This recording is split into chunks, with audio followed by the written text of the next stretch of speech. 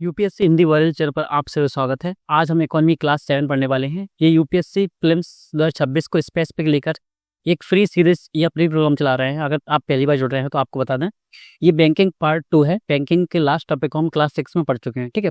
तो इससे हम मैक्सिमम 20 अगर 20 क्वेश्चन आते हैं उसमें से हम 18 क्वेश्चन डायरेक्ट इनडायरेक्ट क्लासेस के थ्रू आपको पढ़ा देंगे, ठीक है। और हम दिखा भी देंगे जिस दिन प्रीलिम्स हुआ कि देखो ये डायरेक्ट ये क्वेश्चंस देखने को मिले हैं, क्योंकि लास्ट ईयर 2025 में हमने 90% रिजल्ट दिया है। 90 to 95% क्वेश्चंस डायरेक्ट हमारी क्लासेस से आए थे। आप जाके प्रूफ देख सकते हो, डिस्क्रिप्शन में आपको लिंक मिल जाएगी। इस क्लास का नोट चाहिए तो वो भी मिल जाएगा, और साथ में आपको प्रैक्टिस सीट्स, टेस्ट सीरीज, आपको सब कुछ इसमें फ्री ऑफ कॉस्ट मिलेगा साथ में, ठीक है। तो इसमें नेक्स्ट हम चलते हैं जो हम पहले पढ़ चुके थे, ठीक है। तो बैंकिंग का हमने फर्स्ट पार्ट खत्म कर लिया था यहाँ पे, और हम पहुंच चुके थे। हमने क्या क्या पढ़ लिया था लास्ट क्लास में? हमने पढ़ लिया था बैंकिंग के थ्रू, हमने वाणिज्यिक बैंक पढ़ लिया था और आपकी सहकारी बैंक पढ़ ली थी, ठीक है। तो हमने पूरा बैंकिंग पार्ट यहाँ पे पढ़ लिया था। बैंकिंग का तो अंदर का सिस्टम होता है, जैसे आरटीजीएस होता है, एनईएफटी होता है, ये चीज़ें हम पेमेंट्स बैंक के थ्रू पढ़ेंगे, ठीक है। तो पेमेंट्स जो होती हैं, तो एक पेमेंट टॉपिक होता है, वो टॉपिक अलग ही बन चुका है। आपको बुक्स वगैरह में कम देखने को मिलेगा, कोचिंग नोट्स वगैरह में देखने को मिल जाएगा, लेकिन पेमेंट से क्वेश्चन अभी पूछे जाने लगे हैं ज़्यादा, ठीक है। तो हम उसको एज अ बैंकिंग के अंदर नहीं पढ़ाएंगे, उसको हम आगे जाके पढ़ाएंगे बैंक पेमेंट को, ठीक है। तो हम बेसिक टॉपिक्स पढ़ रहे हैं, अभी हम पेमेंट टॉपिक्स को पढ़ेंगे, और टेंशन मत लीजिए, आपका कुछ भी नहीं छूटने देंगे हम। अभी बहुत सारी चीज़ें होंगी जो छूट रही हैं, मुझे भी पता है कौन कौन सी चीज़ें छूट रही हैं, मुझे पूरा एग्जैक्ट याद है क्या क्या छूट रहा है, ठीक है। लेकिन उसको हम कीवर्ड्स की क्लासेस में कवर करेंगे, ठीक है। कीवर्ड्स की क्लासेस में कवर करेंगे, ठीक है।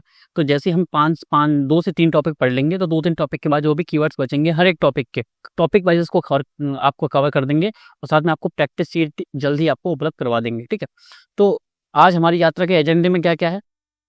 आज हम पढ़ेंगे, जैसे लास्ट क्लास मैंने आपको बताया था, all India financial institutions, Akhil Bharatiya वित्तीय संस्थान क्या होते हैं। जैसे कि एक, जिसमें मैंने आपको एग्जाम्पल बताया था क्या, नाबार्ड का, ठीक है, नाबार्ड का एग्जाम्पल बताया था। सेकंड क्या, विशिष्ट बैंकिंग संस्थान क्या होते हैं, एनबीएफसी क्या होती है, संयोजन तंत्र क्या होता है। हम इन 4 चीज़ों को पढ़ने वाले हैं और अच्छे से पढ़ेंगे पूरा समझ के, ठीक है। तो फर्स्ट हम यहाँ से स्टार्ट करते हैं इसको बिना समय गवाए हुए। विकास के वास्तुकार अखिल भारतीय वित्तीय संस्थान, ये होते क्या हैं? आरबीआई का डायरेक्ट नियंत्रण होता है। इसकी स्थापना संसद में पारित अधिनियम के तहत की गई है। जैसे कि बैंकिंग, जो आप बैंक देखोगे, कॉमर्शियल बैंक, जैसे कि एसबीआई देख लोगे, आईसीआईसीआई बैंक देख लो, इको बैंक देख लोगे, इंडियन बैंक देख लोगे, उनका क्या होता है, आरबीआई एक्ट 1934 के सेकंड शेड्यूल में अगर लिस्ट कर देते हैं, तो वो ऐसे ऐसे हम बैंक की स्थापना कर सकते हैं। लेकिन अगर इनकी स्थापना करना है तो संसद को अधिनियम पारित करना पड़ता है, ठीक है। तो ऐसी बैंक अखिल भारतीय स्तर पर होती है, इनकी जो स्थापना है वो सरकार करती है, किसके स्तर पर, अधिनियम पारित करके, ठीक है। तो ये होती है, इनका कार्य क्या होता है, ये डायरेक्ट बैंकिंग के थ्रू कार्य नहीं करते हैं, ठीक है। जैसे कि इसको हम आगे समझेंगे कैसे क्या करते हैं। ये प्रत्यक्ष उधार नहीं देते हैं, बल्कि उन्हें पुनर्वित्त संस्थान कहा जाता है, यानी प्रत्यक्ष रूप से नहीं देते हैं। जैसे ऐसा नहीं है कि इन पर जाओ और इनसे लोन लेके आ जाओ। जैसे नाबार्ड है, नाबार्ड किसको देती है, आपकी राज्य सहकारी संस्थानों को बैंकों को देती है। फिर राज्य सहकारी बैंकों से जिला सहकारी बैंक, जिला सहकारी बैंक से आपकी प्राथमिक ऋण समितियाँ, प्राथमिक ऋण समितियों से किसको मिलता है, किसानों को मिलता है। यानी इनडायरेक्टली ये क्या करते हैं, रीफाइनेंसिंग, एक सबसे अच्छा वर्ड है इसके लिए, रीफाइनेंसिंग करती हैं, यानी पुनर्वित्त करती हैं, रीफाइनेंस करती हैं इंस्टीट्यूशंस, ठीक है। डायरेक्ट लोन ही देते हैं, लेकिन अप्रत्यक्ष रूप से लोन प्रोवाइड करवाते हैं। मुख्य उद्देश्य क्या होता है, एग्रीकल्चर, इंडस्ट्रीज, आपके होम वगैरह, ये घर वगैरह, हाउस, निर्यात और आधारभूत संरचना जैसे क्षेत्रों को आगे बढ़ाना, ठीक है। अब आपके माइंड में एक चीज आ रही होगी, जब पहले से ये चीजें उपलब्ध हैं, तो एक ही इंसान ने ये काम क्यों नहीं किया, यानी या एक ही संस्था ने काम क्यों नहीं किया। जैसे नाबार्ड को ओपन किया गया, तो ये सभी काम हम नाबार्ड को ही दे देते कि उद्योग का काम भी उसी को दे दो, एग्रीकल्चर का काम भी उसको दे दो, जबकि है एग्रीकल्चर का पार्ट, तो उसमें निर्यात का भी उसी को दे दो। नहीं हो सकता, क्यों? एक ही संस्थान सभी चीजों को संभालेगा तो वो अच्छे से काम नहीं कर पाएगा, ठीक है। जितना एग्जैक्ट और स्पेसिफिक काम चाहिए वो एक ही फील्ड में होता है किसी भी संस्थान से, इसलिए अलग अलग संस्थान है। एग्जाम्पल के थ्रू, जैसे हो सकता है एक मिनिस्टर 10 मिनिस्ट्रीज को पकड़ा दी, तो वो अच्छे से काम नहीं कर पाएगा, ठीक है। तो अगर एक मिनिस्ट्री के बाद एक मिनिस्ट्री रहती है, तभी वो अच्छे से काम कर सकता है, ठीक है। इसीलिए अलग अलग डिपार्टमेंट होते हैं, रेवेन्यू का अलग रहेगा, आपका प्रशासनिक अलग रहेगा, पुलिस अलग है, ठीक है। तो हर एक इंसान ये सभी जिम्मेदारियों को नहीं संभालता। लेकिन हो सकता है कभी कभी कि 2 या 3 मिनिस्ट्री एक मिनिस्ट्री के पास होती हैं, लेकिन वो सही नहीं होता। अगर हम एग्जैक्ट अगर हम विशेषज्ञता के आधार पर देखें तो, लेकिन अगर विशेषज्ञता के आधार पर देखें तो हमारे नेता तो वैसे विशेषज्ञता से बाहर हैं, एक्सपर्टीज ही नहीं है, ठीक। तभी तो उनकी अकाउंटेबिलिटी कुछ नहीं रहती है, और ना वो चाहते हैं कि वो अकाउंटेबल रहें जनता के प्रति। रिसेंटली केसेस आप देख रहे होंगे, इंदौर में केसेस आपने देखे होंगे, ठीक है। बहुत चीज़ें सुनी होंगी आपने, आपको पता है, मुझे पता है। अब आगे चलते हैं इसमें, इकॉनमी में उस चीज़ में नहीं जाएंगे क्योंकि वो क्लास लंबी हो जाएगी फिर आपके। भारत के 5 AIFIS all India financial institutions एक नज़र में हम देखते हैं, अखिल भारतीय वित्तीय संस्थान, ठीक है। तो फर्स्ट है हमारा एक्जिम, निर्यात आयात बैंक, ठीक है, एक्सपोर्ट इंपोर्ट बैंक, ठीक है। स्थापना कब की गई? 1982 में। किसके लिए? जो कंपनीज, जो लोग निर्यात आयात कर रहे हैं विदेशों से, उनको अगर लोन पहुंचाना है या उनको स्पेसिफिक उनको ऋण वितरण करना है तो उसके लिए इसकी स्थापना की गई। अब ये अन्य बैंकों को ये लोन देगी, वो बैंक्स उनको लोन देगी, ठीक है। यानी इनडायरेक्टली इसका काम क्या है? निर्यात आयात को बढ़ावा देना। सेकंड है राष्ट्रीय कृषि ग्रामीण विकास बैंक, नाबार्ड। इसको हमको अच्छे से पढ़ना है, लेकिन अभी इतना देख लो। 1982 में किसके लिए की गई? एग्रीकल्चर, स्पेसिफिक एग्रीकल्चर और ग्रामीण विकास के लिए। थर्ड क्या है हमारी? राष्ट्रीय आवासीय बैंक, यानी आवास को बढ़ावा देने के लिए, क्योंकि आपको पता है कि आज भी प्रधानमंत्री आवास योजना के तहत क्या बनाए जाते हैं? घर दिए जा रहे हैं सभी को बनाकर, ठीक है। उनको जैसे कि अलग अलग जगह, जैसे शहरों में क्या हो रहा है, शहरों में मिलता है जैसे आपको अपार्टमेंट्स बना के दे दिए जाते हैं, और गाँव में क्या होता है, आपको एक राशि उपलब्ध कराई जाती है जिससे क्या होता है, आप घर बना सकते हो, ठीक है, किस्त वाइज या EMI वाइज आता है, ठीक है। अब भारतीय लघु उद्योग विकास बैंक क्या है? इसकी स्थापना MSMEs को बढ़ावा देने के लिए। किसको? लघु एवं कुटीर उद्योग। लास्ट ईयर में IBRD ऐसे ही पढ़ा रहा था, तब किसी को पता था कि इससे क्वेश्चन आ सकता है, लेकिन मैं जो पढ़ाता हूँ स्पेसिफिक एग्जैक्ट पढ़ाता हूँ, मतलब क्वेश्चंस के आने के चांसेस अगर यहाँ पे क्लासेस की PPT में वो है तो समझ जाओ कि बहुत ज़्यादा चांसेस हैं, ठीक है। तो कोई भी चीज़ मैं फालतू नहीं पढ़ाता हूँ, इसलिए सभी इंपॉर्टेंट है। तो हो सकता है इनसे क्वेश्चन आया कि भारतीय लघु उद्योग विकास बैंक की स्थापना कब की गई? 1990 में। ये भी पूछा जा सकता है कब कब, तो 1982, 82, 88, 90 और 2021 में किसकी स्थापना की गई? लास्ट, राष्ट्रीय अवसंरचना वित्त पोषण एवं विकास बैंक। इसके बारे में अलग से पढ़ लेना खुद से, ना समझ में आए कुछ भी पॉइंट डायरेक्ट कमेंट कर देना, मैं आपको बता दूंगा। नेक्स्ट क्लासेस में आपके डाउट सेशन के थ्रू आपको ये क्लियर कर दूंगा, ठीक है। तो इसके बारे में थोड़ा सा अच्छे से पढ़ लेना, हो सकता है 365 में भी इसके बारे में आए और आपके करंट अफेयर्स की मैगजीन में ये आता जाता हो, तो आया भी है, ये मैगजीन में रहा है, करंट अफेयर्स में रहा था इस साल। केस स्टडी पढ़ते हैं हम नाबार्ड। नाबार्ड की स्थापना कैसे क्या हुई और क्या इसमें क्या है, इसमें हमको क्या क्या पढ़ना जरूरी है, उस चीज को देखते हैं। एक समिति है, त्रिवरामन समिति की सिफारिश पर इसको स्थापना की गई। इसकी समितियां बहुत इंपॉर्टेंट है, समितियों से क्वेश्चन पूछे गए हैं, पॉलिटी में ज्यादा पूछे गए हैं, इकोनॉमी में भी पूछे गए हैं, लेकिन इकोनॉमी में देखो क्या होता है, सेक्टर वाइज बांटता है, वो सेक्टर को बांटता है UPSC जो एग्जामिनर है वो हमेशा। जहां से क्वेश्चन पहले पूछेगा वो तो इंपॉर्टेंट है ही, कुछ नए सेक्टर्स का क्या करता है, वो नया क्रिएटिविटी के आधार पर नई चीजें ढूंढता है वो। जैसे कि लास्ट ईयर 2025 के एग्जाम में उसने क्या बोला, अप्लाइड इकोनॉमी को बिल्कुल ही रख दिया।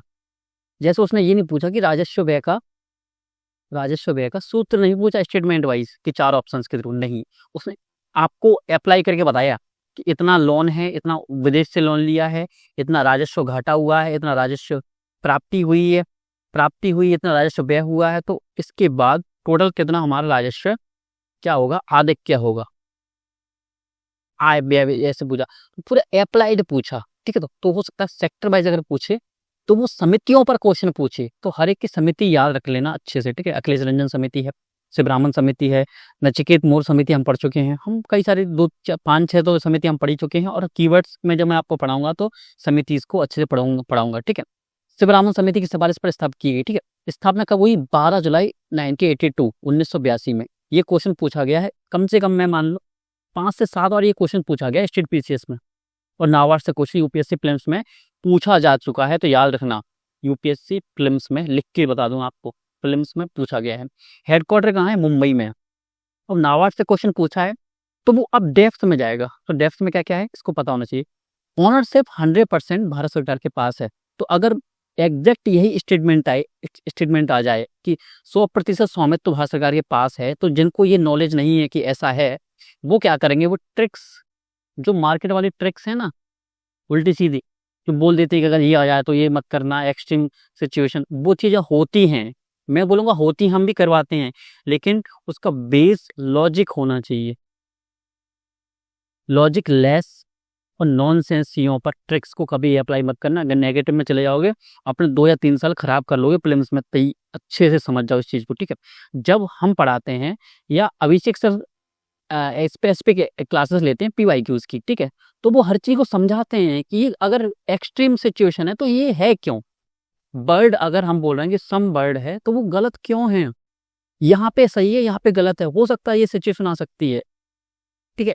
तो हर चीज को समझाते हैं, हर क्वेश्चन के पीछे थीम बताना पड़ता है कि इस थीम से क्वेश्चन आया है तो आगे जाके कैसे क्वेश्चन आ सकते हैं, ये क्वेश्चन पूछा तो क्यों पूछा, और इस क्वेश्चन को हम कैसे टैकल कर सकते हैं। तो हर चीज को सिखाया जाता है प्रीलिम्स के प्रोग्राम में, ठीक है। अगर आप जुड़ना चाहते हैं ना पर्सनल प्रोग्राम में से, ठीक है, फीस सिर्फ 1500 है उसकी, और उसमें 33 शामिल है और सब कुछ शामिल है। पर्सनल गाइडेंस मिलती है, डेली टास्क मिलते हैं, सब कुछ मिलता है। जितना आपको चाहिए होता है उससे ज़्यादा ही मिलेगा, जितना आप सोच नहीं सकते उससे अच्छा मिलेगा। तो आप ज्वाइन कर सकते हो, जाके देख सकते हो, ठीक है। अब आगे चलते हैं। पूंजी कैपिटल आरंभिक कितनी है? 100 करोड़ से थी, वर्तमान 30,000 करोड़ हो चुकी है। इसमें कैपिटल स्टार्टिंग की थी तो कितना था? 100 करोड़, आज 30,000 करोड़ है। प्रमुख कार्य क्या क्या है इसके? एग्रीकल्चर ग्रामीण विकास हम पढ़ चुके हैं, और ग्रामीण अवसंरचना विकास कोष का प्रबंधन, ठीक है। अगर स्पेसिफिक अगर क्वेश्चन आए तो स्टेटमेंट वाइज क्वेश्चन कैसे पूछ सकता है? वो पूछ सकता है कि ग्रामीण अवसंरचना विकास कोष से संबंधित निम्नलिखित कथनों पर विचार कीजिए। वो पूछ लेगा कि इसका जो उद्देश्य है वो क्या है, ग्रामीण अवसंरचना का विकास करना। सिंपल स्टेटमेंट हो, और ऐसा नहीं है कि वो इतना सिंपल स्टेटमेंट नहीं पूछेगा, बिल्कुल पूछेगा, उसने पूछा भी है, लेकिन वो घुमाने के लिए पूछेगा। इसका वित्त पोषण नाबार्ड द्वारा किया जाता है, या नाबार्ड को हटा के वो और किसी को डाल देगा, वो किसी दूसरे बैंक का नाम डाल देगा, वो किसी दूसरी संस्थान का नाम डाल देगा, वो वित्त मंत्रालय का नाम डाल देगा, ठीक है। जो जिन्होंने नहीं पढ़ा वो गलत कर आ जाएंगे। और ऐसा नहीं है कि ये चीज़ें हम पढ़ रहे हैं इसलिए सिंपल लग रही हैं, नहीं पढ़ते तो ये सिंपल नहीं लगती, ठीक है। आगे चलते हैं। अब ये तो नाबार्ड, हम नाबार्ड खत्म कर दें, यहाँ पे कुछ एक्स्ट्रा होगा तो हम उसको कीवर्ड्स बेसिस जो क्लासेस होते हैं उनमें कवर करते जाएंगे। तो फर्स्ट क्लास से लेके अभी तक की क्लास, जो 7वीं क्लास अभी चल रही है, इस क्लास में जो भी छूटा है ना, कीवर्ड क्लासेस में सभी कवर करवा दूंगा, टेंशन मत लेना बिल्कुल। कीवर्ड्स क्लासेस हमारी चलेंगी अलग से। DSIVS क्या होता है, ठीक है। इन्हें टू विक टू फेल कहा जाता है। यानी अगर इसको हम समझें, इसको मैं आपको समझाऊं तो वो है एक समूह है, हम समूह बना देते हैं, उसको क्या बोलते हैं? ये संस्थान बोलते हैं अलग। ये क्या होती है? बैंकों का समूह होता है, उसको हम ये बोलते हैं DSIVS क्यों बोलते हैं? इसलिए बोलते हैं कि अगर ये फेल हो गए, इनका दिवाला निकल गया, दिवालिया घोषित हो गए, इनके पास पैसा नहीं है, ये फेल हो गई बैंक, भारतीय अर्थव्यवस्था जो यहाँ चल रही है ना, ऐसे करके ऐसे चल रही है ना, वो एकदम से ऐसे आएगी, बिल्कुल यही कर्व बनेगा। और इस कर्व का पता मतलब क्या है? सिक्योरिटी आपकी खतरे में चली गई, पूरा देश दंगों में। क्योंकि देखो, इकोनॉमिक पावर बहुत बड़ा फैक्टर होता है, इकोनॉमिक फैक्टर बहुत बड़ा फैक्टर होता है। जहाँ पे इकोनॉमी आपकी यहाँ जा रही है, वहां पर आपको सिक्योरिटीज, हर चीज को लेकर आपको क्या मिले, ये चीजें बढ़ती हुई देखने को मिलेंगी, प्रवृत्ति। एग्जाम्पल के थ्रू श्रीलंका, पाकिस्तान, बांग्लादेश, ठीक है, यहाँ पे पैसे की कमी बहुत ज्यादा थी, इकोनॉमिक फैक्टर बहुत ज्यादा भूमिका निभाया, और वो किस में चेंज हो गई? वो आप वहाँ की दंगों में। ऐसा ही हाल नेपाल का हुआ। एग्जैक्ट, ये अंडरस्टैंडिंग होना चाहिए। अगर आप यूपीएससी के प्रीलिम्स, अगर आप यूपीएससी एग्जाम की तैयारी कर रहे हो तो ये चीज़ आपको पता होना चाहिए कि आर्थिक कारक सबका बेस होता है। कहीं पर भी कोई भी चीज़ क्या हो रहा है, अगर तख्ता पलट हो रहा है, किसी की गवर्नमेंट चेंज हो रही है, कहीं दंगे हो रहे हैं, धार्मिक दंगे भी हो रहे हैं ना, उसके पीछे भी इकोनॉमिक फैक्टर है। मान लो अगर सबके पास रोजगार हो, सब 10 से 5 की नौकरी पे जा रहे हैं, तो दंगे करने के लिए लोग ही नहीं बचेंगे, ठीक है। तो जो इकोनॉमिक फैक्टर है, इसलिए बोलते हैं रोजगार दे दो ना, तो हमारे देश की आधी से ज़्यादा, आधी नहीं 90% समस्या, 95% समस्या वैसे खत्म हो जाएंगी। इकोनॉमिक फैक्टर बहुत बड़ी भूमिका निभाता है। तो मैंने क्या बोला? ऐसा समूह 3 बैंकों का समूह है, SBI, HDFC और ICICI बैंक, वर्तमान सदस्य इसके हैं, ठीक है। इनको फेल होने नहीं दिया जाता। जैसे अगर हम, जैसे सरकार को लगता है कि HDFC बैंक में प्रॉब्लम आ रही है, तो सरकार खुद फाइनेंसिंग कर देगी इसकी, खुद सरकार पैसे दे देगी अपनी ओर से, लेकिन इसको फेल नहीं होने देगी। ऐसा क्यों? SBI के पास करोड़ों लोगों के क्या है, FDs हैं, पैसा है अकाउंट्स में। अगर ये चले गए तो लोग सब लोग बर्बाद हो जाएंगे। किसी की लोन चल रहा है, किसी का ईएमआई वगैरह चलते हैं, ये चीजें बर्बाद हो जाएंगी। ठीक है, अब शुभारंभ कब किया गया? आरबीआई द्वारा वर्ष 2014 में इसकी स्टार्टिंग की गई। क्यों बनाया गया ये समूह? मानदंड स्थापित करने के लिए इन बैंकों को हमको बचा के रखना है। ये गवर्नमेंट बचाती है। गवर्नमेंट किसके थ्रू बचाती है? उसका बैंक, जो गवर्नमेंट का जो मुंशी है वो कौन है? आरबीआई। तो आरबीआई इनको बचा के रखता है। कहीं भी कोई प्रॉब्लम होती है तो इन तीनों को स्पेशल ट्रीटमेंट मिलता है आपकी आरबीआई और भारत सरकार की ओर से। ठीक है, तो ये चीज, तो शुभारंभ 2014 में किया। मानदंड क्या था? केवल उन बैंकों को शामिल किया गया जिनकी संपत्ति देश जीडीपी के 2% है। 2% का मतलब यहाँ पे बहुत बड़ी चीज होती है। ठीक है, जीडीपी का 2%, तो इन तीनों का 2% से ज्यादा है, मतलब बहुत बड़ी भूमिका निभाती है भारतीय अर्थव्यवस्था में। अगर ये नहीं तो भारतीय अर्थव्यवस्था कोलैप्स हो जाएगी। तो इन तीनों पर टिकी होती है, इन तीनों बैंकों पे। ठीक है, अब शैडो बैंकिंग की दुनिया क्या होती है? एनबीएफसी क्या होती है? शैडो बैंकिंग यानी बैंक जैसे दिखने वाली कंपनीज। अब इनका नाम क्या है? NBFC S, NBFC S. ठीक है, क्या? Non banking financial companies. ठीक है, गैर बैंकिंग वित्तीय कंपनियां। ठीक है, अब गैर बैंकिंग वित्तीय कंपनी क्या होती है? ये बैंक नहीं होती हैं। क्यों बैंक नहीं होती हैं? क्योंकि ये तो ना 1949 के बैंकिंग रेगुलेशन एक्ट के अंडर आती हैं, ना ये 1934 बैंकिंग रेगुलेशन एक्ट के अंडर आती हैं। इनकी स्थापना की जाती है कंपनी अधिनियम 2013 के तहत पंजीकृत होती है। तो ये बैंक से अलग कैसे? सभी चीजें समझेंगे। मिनिमम या न्यूनतम जो आवश्यक पूंजी है 2 करोड़ होती है। हमने उसमें समझा था स्मॉल फाइनेंस कंपनी पढ़ा था, और भुगतान बैंक उसमें कितना था? 100 करोड़ था। और लघु वित्त बैंक थे, उसमें कितना था? 200 करोड़ रुपए था। यूनिवर्सल बैंक में कितना था? अब आप बताओगे, आप बताओ इसका आंसर। यूनिवर्सल बैंक के लिए कितना मिनिमम अमाउंट चाहिए था? जल्दी से आपको कमेंट करना। अगर लास्ट क्लास आपने अटेंड की है तो, याद नहीं है तो दिक्कत वाली बात है, रिवीजन करके आया करो अच्छे से। जब भी इस क्लास को लेने आओ ना तो लास्ट क्लासेस का, सभी क्लासेस का अच्छे से रिवीजन किया करो। ठीक है, क्लास नोट्स आपको मिल ही गया होगा। अब इनका काम क्या होता है? एनबीएफसी एग्जैक्ट बैंक की कॉपीज होती हैं, लेकिन ये बैंक नहीं होती, कंपनीज होती हैं। इनमें बेसिक डिफरेंस होता है, उस बेसिक डिफरेंस को देखते हैं। ये बैंक की तरह कार्य करते हैं, जमा स्वीकार करते हैं, उधार देना, किंतु ये बैंक नहीं होते बल्कि कंपनी होते हैं। अब यहाँ पे एक चीज समझो, ये पूरी तरह से 100% सही नहीं है ये चीज। अब इस चीज को समझो, जस्ट सेकंड।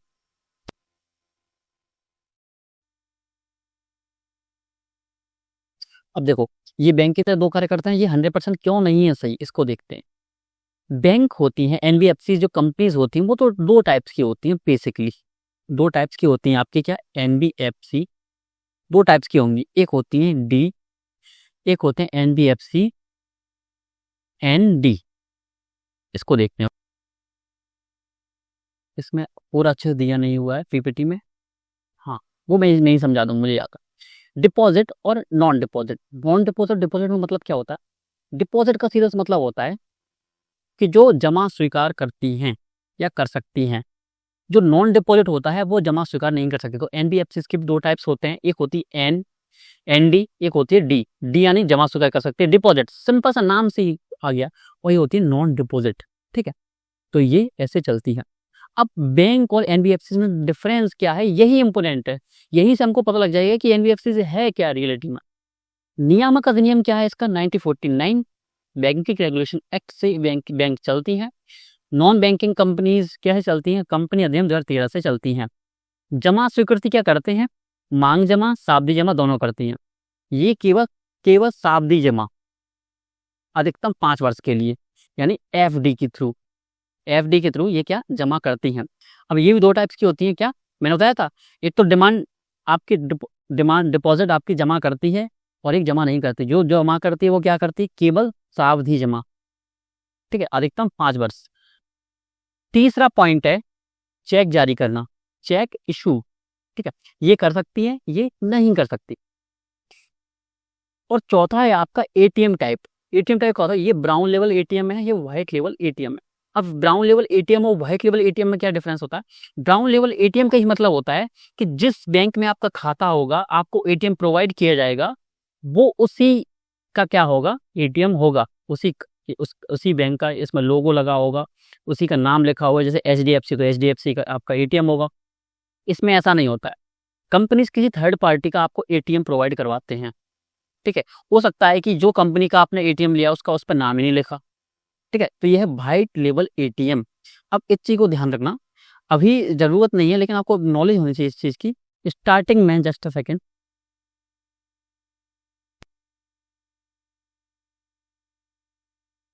जैसे नहीं, ठीक है, ये चेकदारी नहीं करते। अब ये क्या भाई केवल एटीएम, हाँ मैं आपको बता रहा था क्या चीज, ये चीज है कि जब स्टार्टिंग में जब एटीएम ओपन हुए थे, एटीएम मशीन लगी थी, एटीएम नहीं एटीएम मशीन जब लगी हुई थी, तब क्या होता था, तब होता था कि अगर आप एसबीआई का आप क्रेडिट आपका डेबिट कार्ड रखते हो, आपके पास सिर्फ एटीएम कार्ड किसका है, एसबीआई का है, तो आप एसबीआई के ही एटीएम कार्ड से जाके पैसे निकाल सकते हो, किसी दूसरे बैंक से जाके या किसी दूसरे बैंक के एटीएम मशीन से जाके पैसे नहीं निकाल सकते। बिल्कुल मना था, यूज ही नहीं हो सकता था, यूज ही नहीं कर सकते थे, उसको काम ही नहीं करता, ठीक है। लेकिन बाद में सभी को लिंक किया गया, उसको हम समझेंगे कि कैसे लिंक किया गया, ठीक है, वो भी इंपॉर्टेंट है, यूपीएससी प्रीलिम्स में पूछा भी गया है कैसे लिंक किया गया, ठीक है। तो पहले नहीं होता था स्टार्टिंग में, क्योंकि सभी बैंक के अलग अलग एटीएम थे, तो सभी बैंक ये बोलते थे कि मैं तुम्हें तुम्हारी कंपनी तुम्हारे एटीएम को यूज क्यों करने दूं अपने एटीएम में, ठीक है, काम हमको करना पड़ता, पैसा हमको उसमें सबमिट करना पड़ता है, भरने हम जाएंगे, खाली करने जाएंगे, संभाल हमको पड़ेगा, तुम तो यूज करके चले जाओगे। तो उस चीज को कैसे उन्होंने स्पेसिफिक मैनेज किया है, वो हम सीखेंगे कैसे किया। इन्वेस्टमेंट क्या होता है, बैंक क्या होती हैं, केवल सरकारी प्रतिभूति खरीद सकती हैं।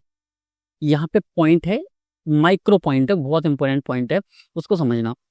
केवल सरकारी प्रतिभूति खरीद तो सकती हैं, खरीद तो ये निजी भी सकती हैं, लेकिन यहाँ पे केवल सरकारी प्रतिभूति क्यों लिखा है, ये पॉइंट लिखते जाना, क्योंकि पीपीटी में थोड़ी मिलेगा ये, और पीपीटी में नहीं मिलेगा, उसको उल्टा सीधा पढ़ लोगे, ठीक है।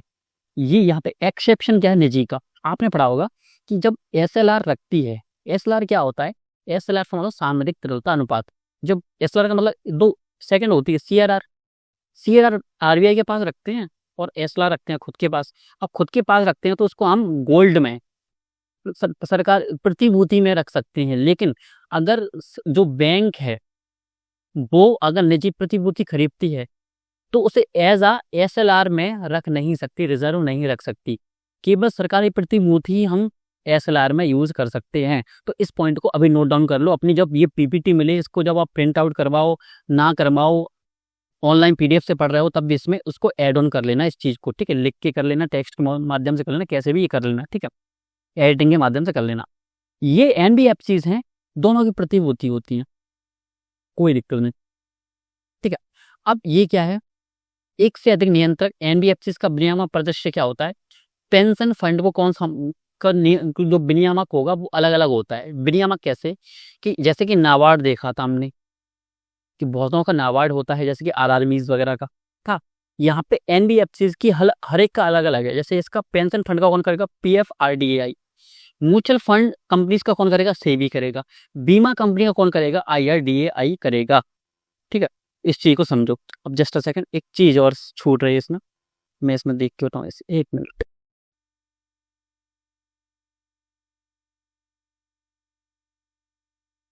जस्ट इसको देखो अब, जो मार्क्स आना है, ठीक है, ये बिंदु मैंने अभी डाले हैं, ठीक है, इसको देखो अच्छे से। क्या होता है, रेगुलेशन जो हमने पढ़ा यहाँ पे अभी, इसको समझो अच्छे से। हाँ, ये रेगुलेटर कौन करता है, आरबीआई करता है, आरबीआई करता है, आरबीआई करता है। अब मैंने यहाँ पे बताई थी आपको डी डिपॉजिट करने वाले और नॉन डिपॉजिट, इनमें डिफरेंस क्या होता है उस चीज को देखते हैं, ठीक है। पब्लिक डिपॉजिट कर सकते हैं सीमित आरबीआई की अनुमति से, एनडी में कर ही नहीं सकते। नॉन डिपॉजिट उसमें लिखा ही है, उसका नाम ही वही है। डिमांड डिपॉजिट कर सकते हैं, नहीं कर सकते, नहीं कर सकते।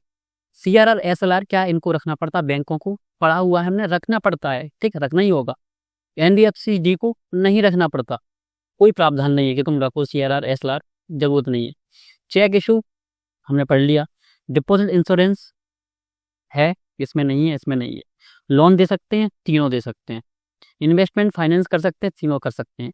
आरबीआई रजिस्ट्रेशन किसके पास रहेगा, बैंक लाइसेंस अनिवार्य है इनके लिए, आरबीआई के पास रजिस्ट्रेशन करवाना सीओआर के तहत, ठीक है। ये तो एक्ट के तहत ही स्थापित हुई है ना, बैंकिंग किसमें, सेकंड शेड्यूल में है, अनुसूचित हैं तो, ठीक है।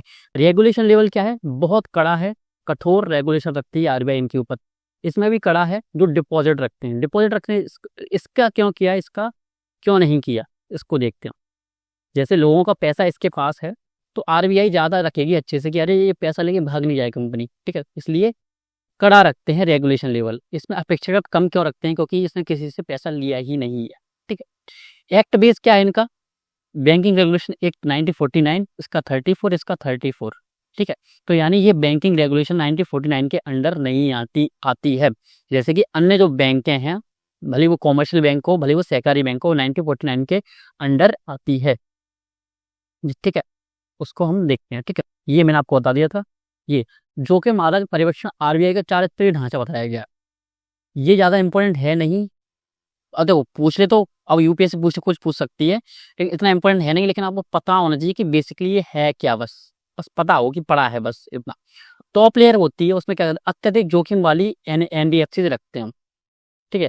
अपर लेयर में क्या रखते हैं, प्रणालीगत जोखिम वाली एनबीएफसी सख्त नियम 2024 में 15 एनबीएफसी शामिल की गई है इसमें। मिडिल लेयर क्या होती है, सभी जमा स्वीकार्य एनबीएफसीज और एनबीएफसीज डी तथा 1000 करोड़ से अधिक संपत्ति वाली गैर जमा एनबीएफसी। बेस लेयर क्या है, 1,000 करोड़ से कम संपत्ति वाली गैर जमा एनबीएफसीज। याद करने की जरूरत नहीं है, सिर्फ पता होना चाहिए बस, ठीक है। इतना याद कर भी नहीं पाओगे। सबको जोड़ना, जैसे मैंने बताया था आपको कैसे आपस में बैंकों ने आपस में खुद को जोड़ा, कैसे हम आज एक ही एटीएम का यूज करके हम बिना बैंक का नाम पढ़े हम एटीएम के अंदर चले जाते हैं और पैसा निकाल के आ जाते हैं, हमें कोई भी प्रॉब्लम का सामना नहीं करना पड़ता। वो ऐसा क्यों और कैसे किया हमने, तो वो किया कोर और स्विफ्ट। हमारा कोर है, स्विफ्ट तो क्या होती है आपका क्या, वर्ल्ड लेवल पर, वर्ल्ड लेवल विश्व स्तर पर। कोर क्या है, केंद्रीकृत ऑनलाइन वास्तविक समय विनिमय। पूछा गया क्वेश्चन यूपीएससी प्रीलिम्स का कि है क्या, एक बैंक के देश में स्थित सभी शाखाओं को ऑनलाइन आपस में जोड़ता है, ऑनलाइन आपस में जोड़ देता है। तो ऑनलाइन कर दी गई हर चीज, डेटा भी एक दूसरे को बता दिया गया, कैसा कैसा उनका यूजर्स का, कस्टमर का डेटा, मतलब कि ये यहाँ का इसका एटीएम कार्ड का नंबर ये है, तो इससे होगा क्या कि सभी एटीएम्स का यूज कर सकेगा, मशीन्स का यूज कर सकेगा।